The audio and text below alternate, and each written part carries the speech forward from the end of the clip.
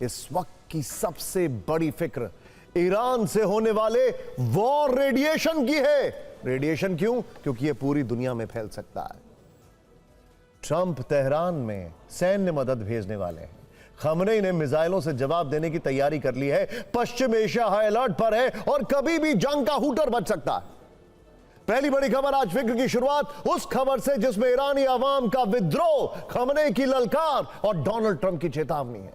आज की रात पश्चिम एशिया के लिए कयामत की रात होगी, या हो सकती है। ईरान ने अमेरिका की रेडलाइन पार कर दी है और अब ट्रंप की ओर से भीषण सैन्य कार्रवाई की जा सकती है। सूत्रों के मुताबिक अगले कुछ घंटों में ईरान पर कहर ढाया जा सकता है। ईरान ने भी वार्निंग दी है कि अमेरिका की छोटी सी गलत हरकत पर भी पश्चिम एशिया में उसके मिलिट्री बेस पर हमले होंगे। लेकिन इस सब से बेफिक्र डोनाल्ड ट्रंप का कहना है कि ईरान एक महान देश है, लेकिन उस पर एक राक्षस का राज है और इस लड़ाई में जीत मेरी होगी क्योंकि मुझे जीतना पसंद है।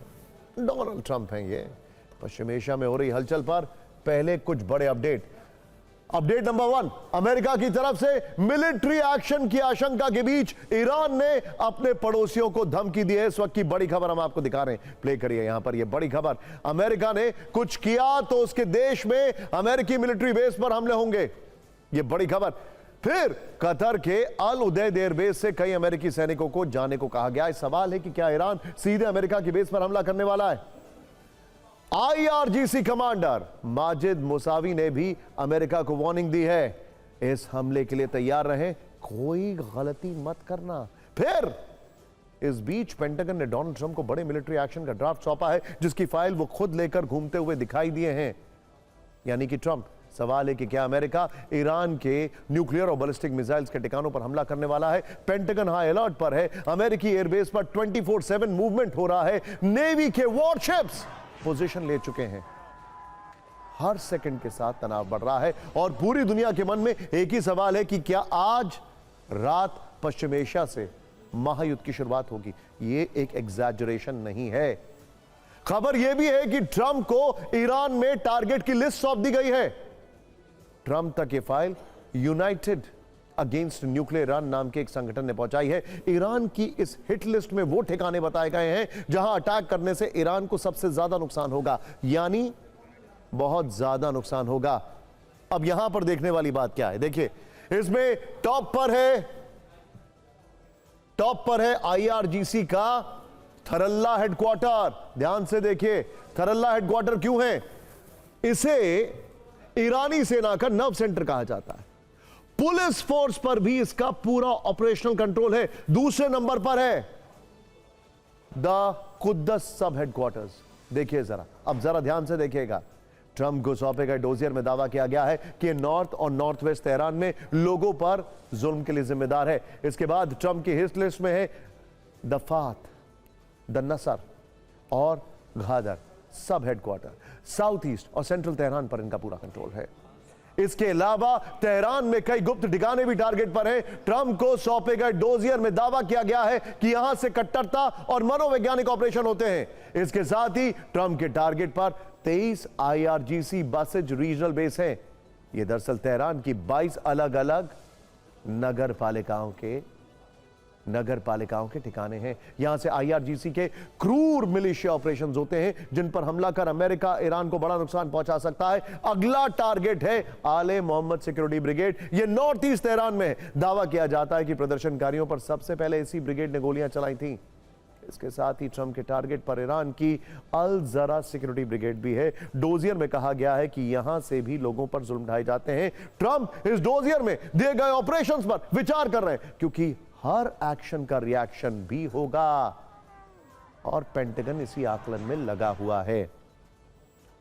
पिछले 2 हफ्ते से ईरान के 100 शहर जल रहे हैं, कई हजार लोग मारे गए, यह दावा किया जा रहा है। एक तरफ ईरानी सुप्रीम लीडर खमनेई की ललकार है तो दूसरी तरफ अमेरिकी राष्ट्रपति डोनाल्ड ट्रंप की खुली धमकी, क्योंकि 24 घंटे में डोनाल्ड ट्रंप ने ईरान को कई धमकियां दी। इससे लगने लगा है कि ईरान पर जल्द एक्शन होने वाला है। ईरान ने भी अमेरिका को चेतावनी देने में कोई कमी नहीं छोड़ी है। सवाल है कि क्या पहले ईरान अमेरिका के बेस पर हमला करेगा या फिर पहले अमेरिका इजराइल के साथ मिलकर ईरान पर बमबारी करेगा? क्योंकि अब धमकी वाली मिसाइल गिराने का वक्त जा चुका है। खamenei कह चुके हैं कि दंगा करने वालों को अंजाम भुगतना ही होगा, यानी उन्होंने ट्रंप की उस वार्निंग को हवा में उड़ा दिया है, जबकि ट्रंप धमकी दे रहे हैं कि ये तुम्हारी नाकामियों का नतीजा है, गोली चलवाई तो एक्शन होगा। ट्रंप की धमकियों का खamenei पर कोई असर नहीं हुआ है। खamenei ने कहा है कि हमें निपटना आता है, चौराहे पर फांसी देंगे। ट्रंप ने कहा एक भी फांसी हुई तो नतीजे बुरे और भयानक होंगे। ईरान की तरफ से कहा जा रहा है कि खून की नदियां बहा देंगे, लेकिन सरेंडर नहीं करेंगे। ट्रंप का गुस्सा 7वें आसमान पर है। वो तय कर चुके हैं कि अब इस लड़ाई का आखिरी राउंड आ गया। IRGC कमांडर्स ने वो अमेरिका को वार्निंग दी, कहा है कि हम हमले के लिए तैयार हैं। इस बीच पेंटागन ने डोनाल्ड ट्रंप को बड़े मिलिट्री एक्शन का ड्राफ्ट सौंपा है, जिससे हमले के विकल्प बताए गए हैं। जबकि ट्रंप कह रहे हैं कि ईरान एक महान देश है, लेकिन उस पर एक राक्षस का राज है। इस लड़ाई में जीत मेरी होगी, क्योंकि जीत ही मेरा एंड गेम है। इसको लेकर व्हाइट हाउस में 2 घंटे लंबी बैठक हुई है, जिसमें उपराष्ट्रपति JD वेंस, विदेश और रक्षा मंत्री समेत राष्ट्रीय सुरक्षा से जुड़े तमाम अधिकारी मौजूद थे, क्योंकि ट्रंप उस वक्त बाहर थे। ट्रंप इस मीटिंग में नहीं थे। जैसे ही वो मिशिगन से व्हाइट हाउस पहुंचे, ओवल ऑफिस से एक वीडियो आया, उनके हाथ में कुछ कागज थे, यानी कि रिपोर्ट सौंप दी गई। ट्रंप लगातार ईरान को हमले की धमकी दे रहे हैं। पिछली बार जिस तरह अमेरिकी बॉम्बर्स ने ईरान के न्यूक्लियर ठिकानों पर बम बरसाए थे, ट्रंप इस बार भी वैसा ही हमला करने की चेतावनी दे रहे हैं। लेकिन क्या अमेरिका के लिए इतना आसान होगा? क्योंकि ईरान पर हमले का असर पूरे पश्चिम एशिया पर होगा। कई देशों में अमेरिका के मिलिट्री बेस हैं। इसके अलावा इजराइल भी हमले की जद में आ सकता है। फिक्र की इस रिपोर्ट में देखिए, ईरान पर अमेरिकी एक्शन में क्या अड़चनें आ सकती हैं।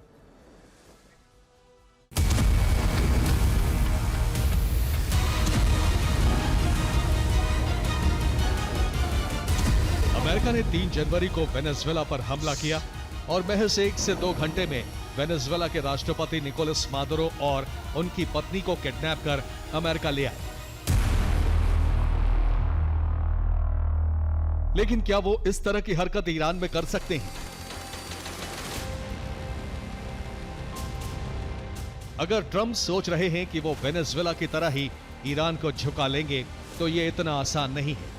इसके पीछे है ईरान की वो ताकतें जो किसी भी अमेरिकी हमले को बेहद महंगा बना सकती हैं।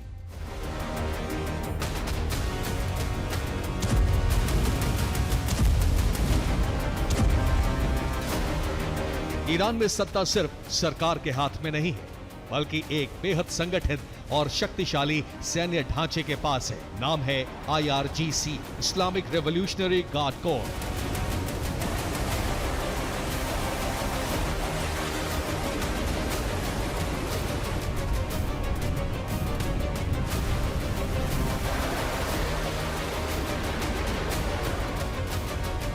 IRGC के पास 1.5 लाख से ज्यादा ट्रेन्ड जवान हैं, अलग कमांड स्ट्रक्चर, एयरफोर्स, नेवी, घातक मिसाइल यूनिट, साइबर आर्मी, पूरे देश में फैले सैन्य ठिकाने, underground base, mobile missile launcher.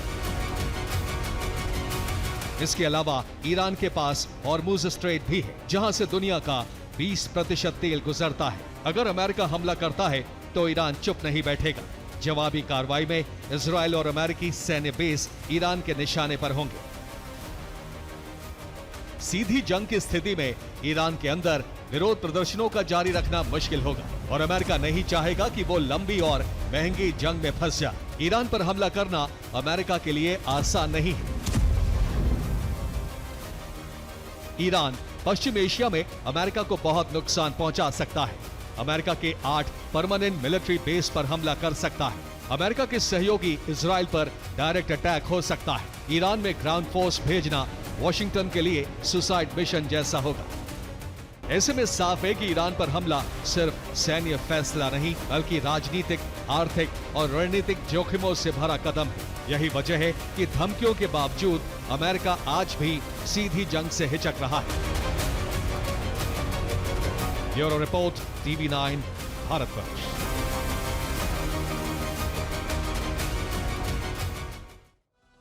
वैसे आपकी जानकारी के लिए, ईरान में जो इलॉन मस्क की सैटेलाइट की चीजें पकड़ी गई हैं, स्टारलिंक की, उसके पीछे पाकिस्तान का हाथ बताया जा रहा है।